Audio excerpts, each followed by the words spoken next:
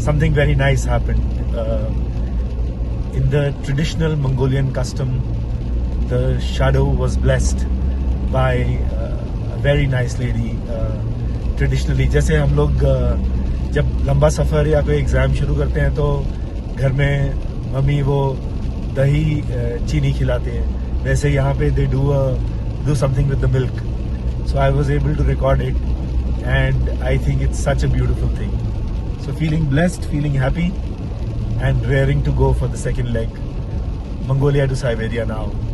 16,000 kilometers as a part of the total 27,000 kilometers. See you around.